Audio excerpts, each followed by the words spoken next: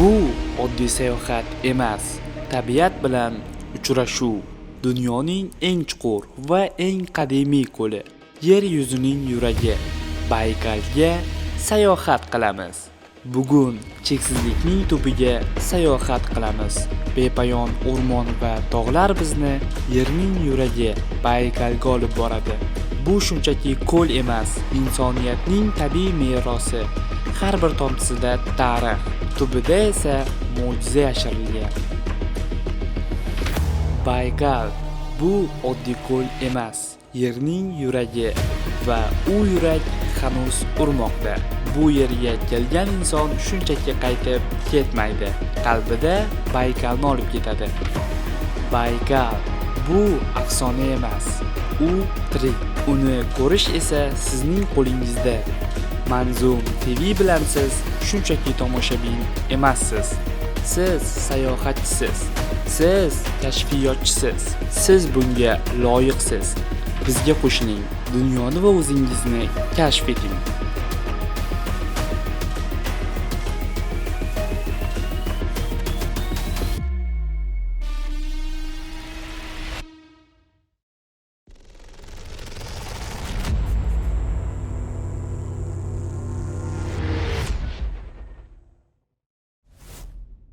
Assalomu alaykum, hammaga xayrli kun. Bugun YouTube'imda birinchi videosi va birinchi kadr. Mana shu kadr birinchi videoning kadri bo'ladi. Xullas, birinchi video, qanaqadir vlog desa ham bo'ladi, travel video. Bugun bitta o'zim sizlarga bitta zo'r, chiroyli ko'rsatuv tayyorlab kelmoqchiman. Omad tilab turinglar. Xullas, videoning ichida gaplashamiz. Eng avvalo Baykal ko'li Rossiyaning Sibir mintaqasida, Irkutsk oblasti va Buryotiya respublikasi chegarasida joylashgan. Birinchi bo'lib biz O'zbekistondan Irkutsk shahriga qo'ndik va bu shaharning go'zalligi alohida video qilishga arziydi. Tomosha qiling.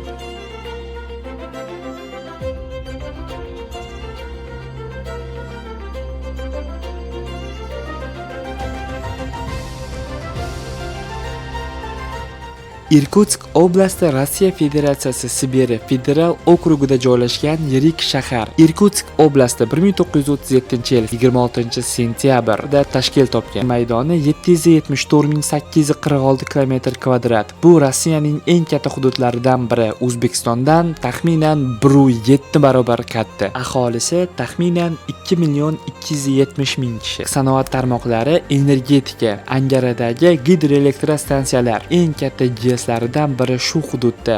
Biz Irkutsk shahridan Listvyanka, Baykal qirg'oqlarida joylashgan eng mashhur kurort qishloqlaridan biriga yo'lga otlandik. Shu 3-marshrutga keldi. 3-marshrutga ham ulgurmadik. Turnisda ketamiz, odamlar kam emayapti. Lekin biz birinchi turibmiz. Уже uchinchi marshrutkadan ham qolib ketdik. Endi ko'rinsa, bunga chiqamiz. Agar siz Irkutsk shahriga borsangiz yoki o'sha yerda bo'lsangiz, u yerdan Listvyankaga borish umuman muammo emas ekan. Chunki to'g'ridan-to'g'ri marsrutka qatnovi yo'lga qo'yilgan. Uzun navbatlardan keyin va nihoyat biz yo'lga otlandik. Bizning marsrutkamiz o'zi yurdi, lekin hamma jim ketyapti. Shunga pastroq ovozda gapirib ketishga majburman. Yo'lni ko'rsatib ketaman sizlarga. Check. Uxladi Skype. Erta sahar taxminan 10da uyg'onaman, yana telefon qo'lda. Rekomendatsiyada Lidiya Salomon bosh va oxiriga o'tkazib ko'raman. To'ladi informatsion porsiyam bir xildek. TikTok shortsiyam kuzataman, tarmoq bormi yangilik, qanday kun kutadi ertangilik. Salomali barobariga hech kim xafa qilmay hayotim zanjirini davom ettiribdi. Men oshkuchilik qilmay ishlarim yomon demay kuzatamiz rus tilida bu simi. Kimlar uchun adrenalin El Clasico, men uchun Navi G2 Classico. O'ylanib xayolimda kim bor kim yo'q, hammani qiziqish har xil dunyo. Marvel yoki yoki Metro Goldwyn Mayer, zdravый смысл bora xayr, qahramonlar dunyosida qilganingda sayr, Google'dan qidirib ko'r Mariana Beckmayer. Gap qolmaganidami qilinadi falsafa kimlar uchun yetib bo'lmas masofa topiladi, nasoqa bosiladi masofa o'z manziliga ega bu dunyoda har soha masalan aylanadi yer, hali davom etadi umr, har bitta fuqaroni orzusida bir kumir etadi davom, hammada o'tadi yosh va hech kim nayamaydi beshafqat vaqt, o'zligini anglaganni deyishadi Edmund, pullari karomat ko'rsatganni Batman, kim qanaqa o'ylasin menga farqi yo'q, do'stini sotganni deyman Redman, menga farqi yo'q, menga farqi yo'q, yana kimga farqi yo'q, menga farqi yo'q, uxladi Ice, uxladi Skype, uxladi XP, uxladi Vibe, menga farqi yo'q, yana kimga farqi yo'q, menga farqi yo'q. Ishqiy munosabatga toqat yo'q, ayriliqdan keyin rohat yo'q, kimga farqi yo'q, mana menga farqi yo'q, vashshi farqi yo'q. Biz yetib keldik. Sochni hisob qilmaganda hammasi joyida. Zo'r. Endi boshlaymiz. Syomkani.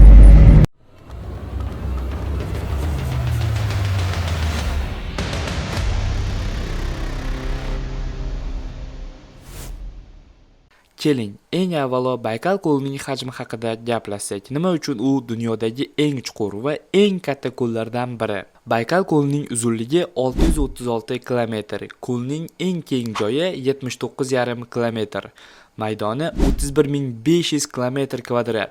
Bu degani taxminan Toshkent shahridan 95 marta katta, Belgiya davlati bilan teng maydon. Ko'lning eng chuqur joyi 1642 metr. Dunyo bo'yicha eng chuqur ko'l, o'rtacha chuqurlik 744 metr. Suv hajmi esa 23600 km3. Dunyodagi eng katta shisha suv hajmi. Baykal ko'li suvining xususiyatlari: suv juda ham tiniq, ba'zi joylari 40 metrgacha ko'rinadi. Suvning harorati yozda 5-16 gradusgacha, qishda esa sirti muzlaydi. Chuqur joylari sovuq, lekin muzlamaydi. Suvi chuchuk suv, tuzlik, lekin ba'zi joylarida unchalik sho'r bo'lmagan ichimlik suvi sifatida ishlatiladi. Baykal ekologiya hayoti juda ham noyob. Faqat shu yerda yashaydigan jonivorlar va baliqlar mavjud. Bulardan eng mashhuri omul balig'i va nerpalardir. Baykal ko'li tarixi 25-30 million yilga borib taqaladi. Dunyodagi eng qadimiy va eng chuqur ko'l, vulkan va tektonik harakatlar tufayli shakllangan. Yana bir qiziqarli faktlardan biri, Baykal ko'li dunyodagi barcha sho'r bo'lmagan suvlarning 20% ni saqlaydi. Baykal ko'lining o'zi va atrofidagi hudud UNESCO tarafidan jahon merosi ro'yxatiga kiritilgan. Va nihoyat biz yetib keldik. Shuncha yo'l yurib, har xil o'ylanib, qiynalib va nihoyat mana kelib boshladik syomkani. Yana bitta o'zim shtativda. Bilmadim, sochim shunchalik yomon turibdimi? Shamol buzilib ketyapti, nima turmay qilsam ham. Ertalab rosa zo'r edi. Hamma menga qarayapti.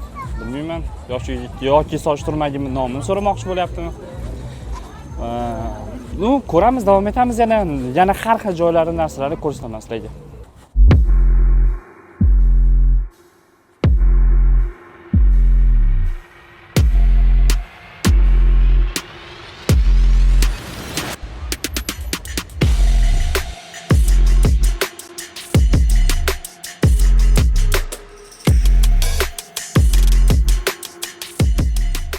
Hozir men sizlarni olib kelgan joy Baykal ko'lining janubi, g'arbiy qirg'og'i, Irkutsk shahridan atigi 70 km uzoqlikda joylashgan Listvyanka qishlog'i. Qishloq nomi atrofdagi Listvenitsa, qarag'ay daraxtlar sababli shunday atalgan. Ilgari bu joy savdo-sotiq va kemachilik punkti bo'lgan. Hozir esa Baykal darvozasi. Bu Listvyanka degan joyi Baykalning shunaqa chiroyli joy. Men bundan 1 yil oldin kelgandim betga, kelib ko'rib bu joylarni faqat video qilmagandim u paytda.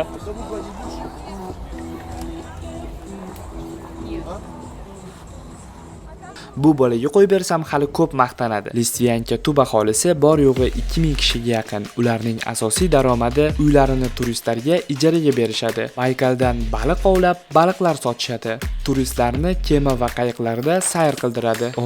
Ming bor uzr. Bu bola yana sizlarga gapirmoqchi. Bu video shunchaki travel video bo'lyapti. To'g'risi o'zi batga kelganimdan unumli foydalanib ko'rsatib, qanaqadir reklama qilib ketdim. Chunki kimdir dam olgani kelsa, juda ham nima deydi, chiroyli, maza qiladigan joy, to'g'risi.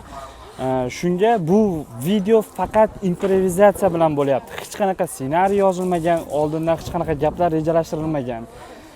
Tak что qanaqadir xato gapirib qo'ysam yoki deb qo'ysam, ustidan kulmaysizlar.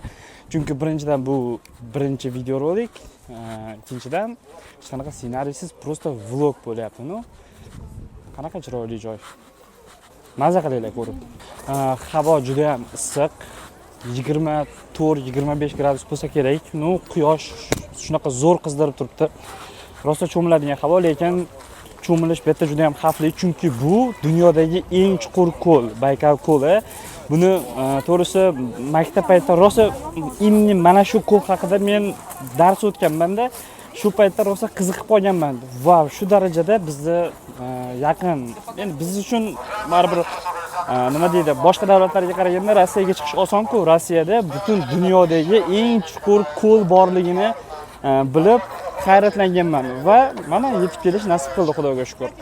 Shuning uchun cho'milish, bilmadim, xavfsiz joylari ko'p, hamma cho'milyapti xavfsiz joylarida. Agar mabodo nimadir bo'ladigan bo'lsa, videoni kim tugatadi? Shuning uchun cho'milmaymiz, faqat sizlarga ko'rsatamiz.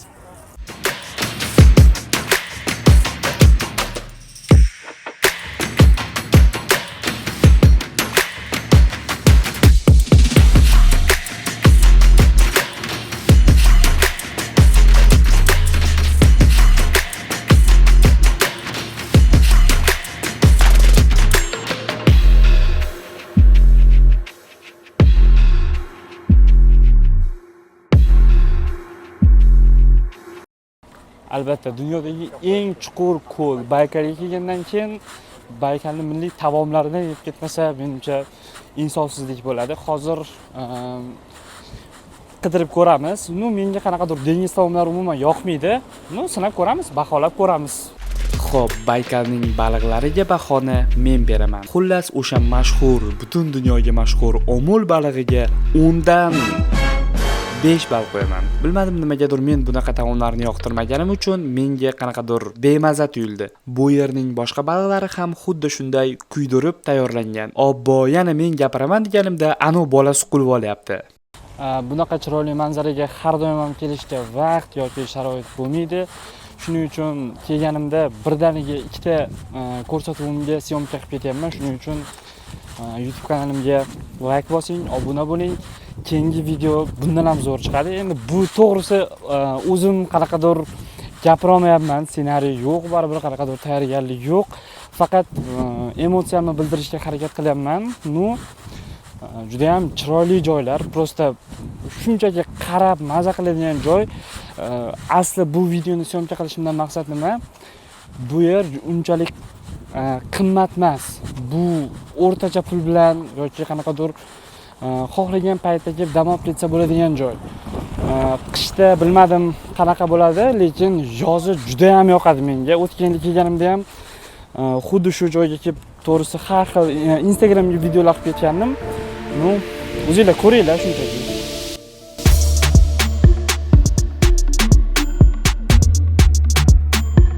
Menimcha sizga ham Lisvyanka kurorti mehmonxonalari narxi qiziq bo'lsa kerak. Mehmonxona narxlari darajasiga, sharoitiga qarab har xil. Arzon ekonom tariflari 600 rubldan 2200 rublgacha, o'zbek so'mida taxminan 85 ming, 310 ming so'mlarga to'g'ri keladi. O'rtacha darajali mehmonxonalar 2,5 ming rubldan 7,5 ming rublgacha, o'zbek so'mida 310 ming, 1 million 100 ming so'mgacha. 4 yulduzli mehmonxonalar taxminan 7 ming rubldan boshlab davom etadi. O'rtacha 1 million 100 ming so'mdan. Eng luks mehmonxonalar 40 ming rublgacha, 5 million 5,5 million.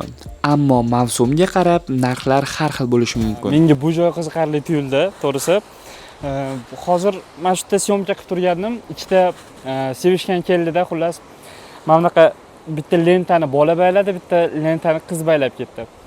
Keyin qarab turdim, tepa ikkita sevishganlar mana shunaqa qilib turib, lenta bog'lab ketar ekan. Hozir mana bunaqa har xil qulplar osib ketgan. Mana bunaqa lentalar bog'lab ketar ekan. Shu lentalar ko'payib, mana bunaqa chiroyli effekt berar ekan. Ana shamolda xilpirab. Chiroyli, juda ham chiroyli.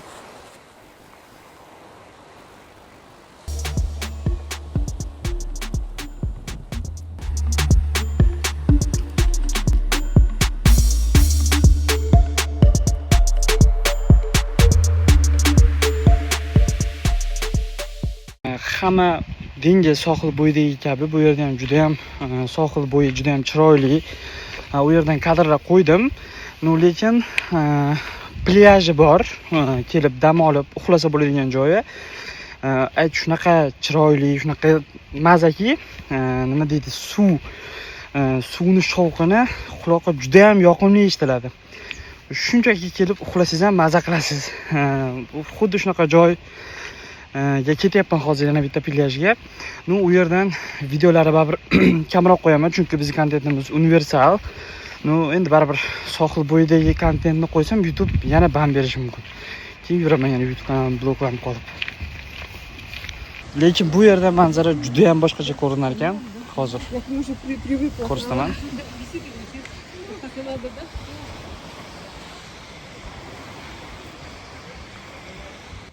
Baykalning plyaji bu alohida mavzu. U yerda shunchaki kema, qayiqlarni tomosha qilib o'tirib rohat olishingiz mumkin.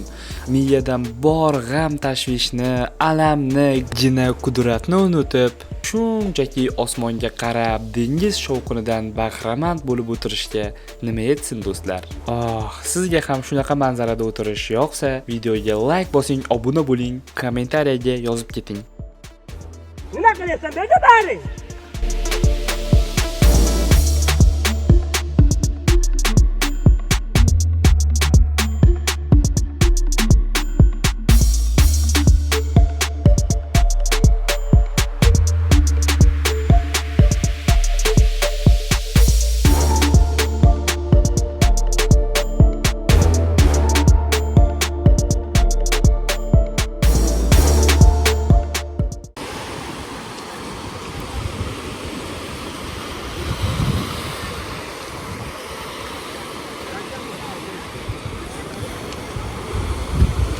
Endi videomizning qiziq joyiga o'tamiz menimcha. Instagram uchun reelslar, storieslar videoga olamiz. Qani, ketdik. Hozir Baykalni o'zini bozoriga kiryapmiz. Kichkinagina bozori bor. Faqat shu maxsus shu yerni har xil an'analariga doim narsalar sotadigan. Juda ham zo'r hozir ko'rsataman. Undan ham eng qizig'i hozir zo'r narsa ko'rib qoldim. Shatda ham o'zimiz o'zbeklarimizni milliy taomlari bor ekan.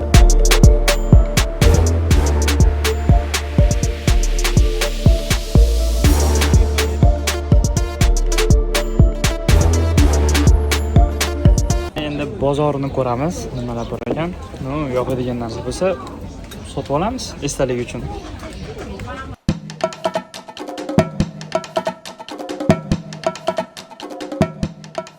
Baykal ko'lining bozori o'ziga xosligi bilan ajrab turadi.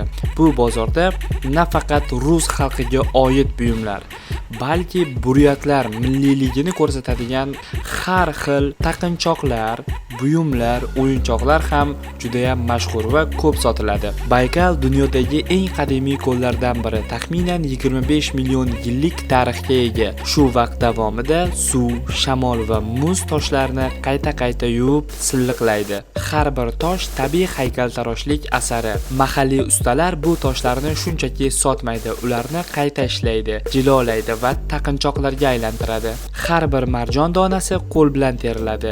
Har bir bilaguzuk bir necha soat mehnat talab qiladi. Bu ish juda ham ko'p sabr va ehtiyotkorlik talab qiladi. Bu qo'l bilan yasalgan bejirim toshlar juda ham qimmat va chiroyli tovlanib turadi. Baykal atrofida qadimda buryatlar yashagan. Ularning madaniyatida tabiat muqaddas hisoblanadi. Tosh yer ramzi, suv hayot ramzi. Shuning uchun ko'plab taqinchoqlarda quyosh, bo'ri, shaman belgilarini ko'rish mumkin. Bu buyumlar shunchaki bezak emas. Ular himoya, ishonch va e'tiqod timsoli. Mahsulotlarning narxiga keladigan bo'lsak, katta, kichkina, oddiy va mukammalligiga qarab narxlar har xil. 500 rubldan 10,000 rublgacha davom etishi mumkin. Baykal bozorida alohida baliqlar rastalari ko'zga tashlanib turadi. Eng mashhur baliq omul balig'i. Bu baliq asosan Baykal ko'lida yashaydi va mahalliy aholining asosiy ramzlaridan biri hisoblanadi.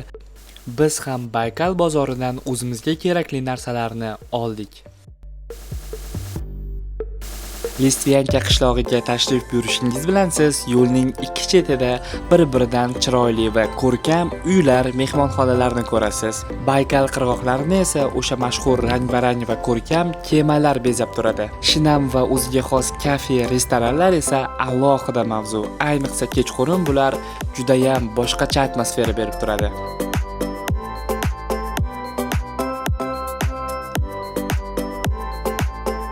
Listvenka kurortida har xil attraksionlar, bolalar o'yingohlari va eng mashhur bo'lgan Listvenka charxpalagi shundoq ko'zga tashlanib turadi. Biz hozir Kalsoga bilet oldik.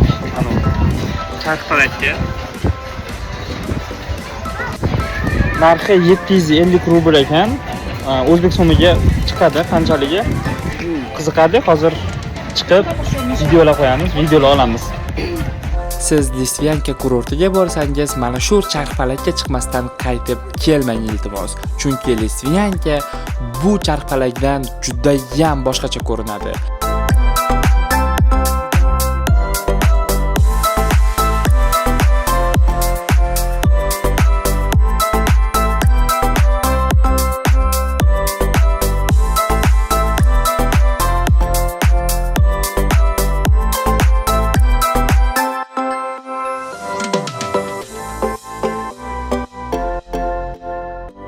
Ko'p joylarda bo'lgani kabi bu yerda ham teskari uy mavjud. Bu uyga ham kirib ko'rdik.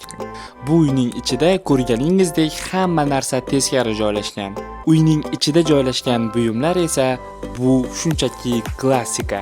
Buyumlar juda ham did bilan va chiroyli qilib joylashgan. Nimagadir bir tarafga ukmon. Shu boshlantiryapti. Odamlar ham shuni orqasidan. Vau! Shundan ukmon.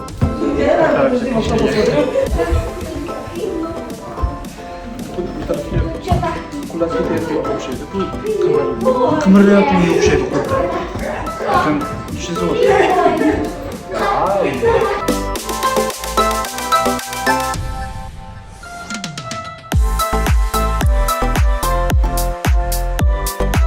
Bu teskari uyimizning ichidagi buyumlar asosan 20-asrga oid eksponatlar. Sovet davridagi radio va televizorlar, gramofon, yozuv mashinalari, har xil maishiy buyumlar, urush paytida qo'llangan qurollar bor. Metal robotlar va steampunk uslubidagi dekoratsiyalar bor. Lekin bu joyning asosiy maqsadi tarixiy urush eksponatlarini ko'rsatish emas, balki mehmonlarni hayratlantirish va noodatiy suratlar olish.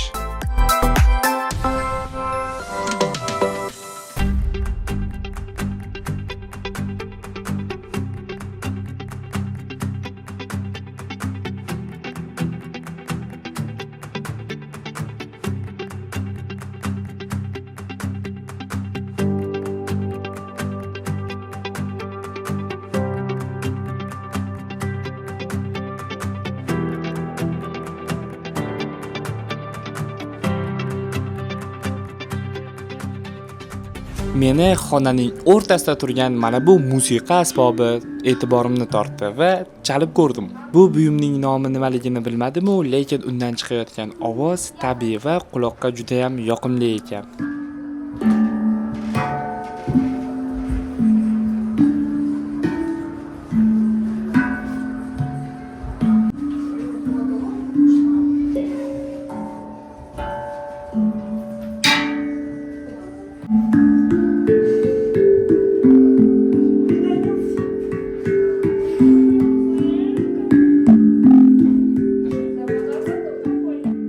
Hurmatli kuzatuvchilar, YouTube'ga qilingan har bitta kontent zaminida juda ham ko'p mehnat va izlanishlar yotadi. Ba'zan sifatli video tayyorlash uchun oylab, yillab kerak bo'lsa vaqt sarflanadi. Ko'pchilikka ma'lumki, YouTube'ni O'zbekistondan turib kuzatsangiz, YouTube pul to'lamaydi. Shuning uchun yangi kanallar donat silka qo'yishga majbur. Chunki YouTube kanalining rivojlanishi yoki rivojlanmasligi baribir daromadga borib taqaladi.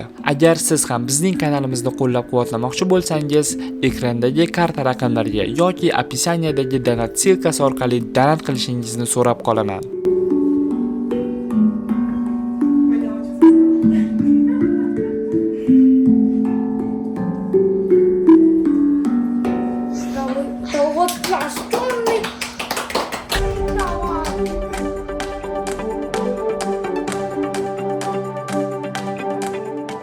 endi biz qayerga chiqamiz? Kemaga chiqamiz, конечно. Katta kemaga. Kichkinasiga to'g'risi chiqqani syomka qila olmayman ekan, unda chiqsam. Juda ham ko'p tebranib yurar ekan. Bu tipa stabil yurar ekan. Shunga prosta taassurot zo'r bo'ladi bunda. Bunga ham chiqish tavsiya beraman.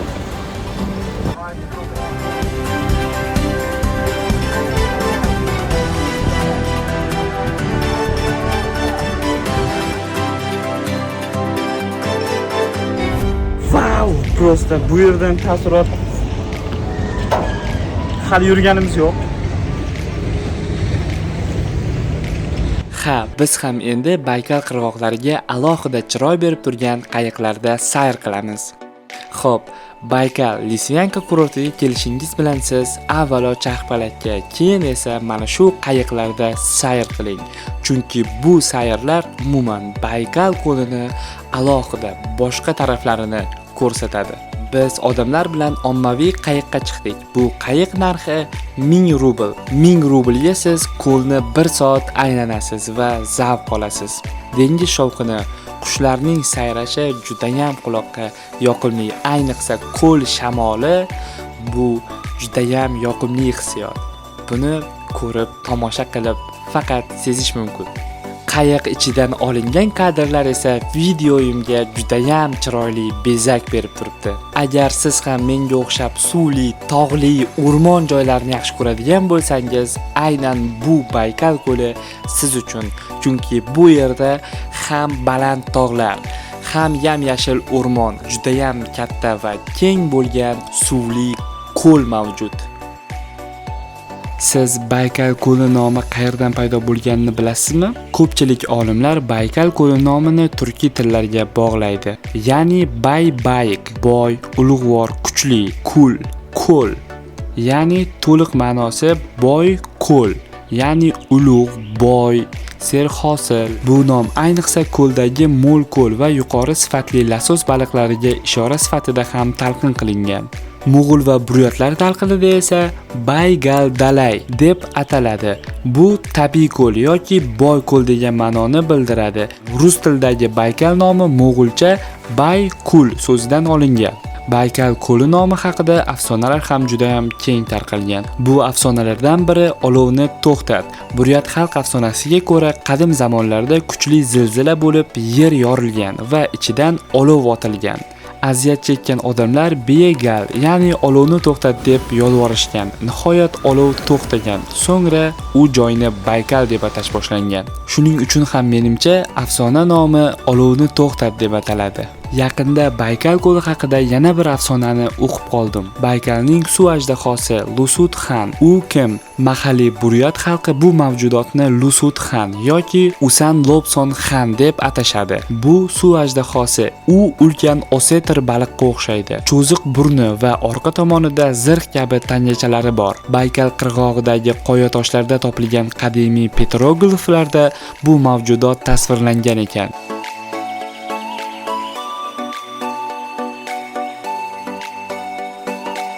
Ming afsuski, videomiz yakuniga ham yetib kelyapmiz. Bilmadim nima bo'lar oxiri. Ertaga bormizmi, yo'qmizmi, bu har kimning taqdiri. Bugun yasha, bugun dam ol, bugun yaxshilik qil, o'ylab ko'r, yordam berdimi odamlar fikri. Dunyoda sen ko'rmagan manzillar bisyor, dunyo ziynatini his qilgin bir bor. Qani tur, o'ylanma, yaqinlar bilan sayohatga bor. Qara, qanchalar mo'jizaviy, go'zal bu diyor. Ba'zi joylar xaritada shunchaki nuqta bo'lib ko'rinadi, ammo Baykal ulardan emas.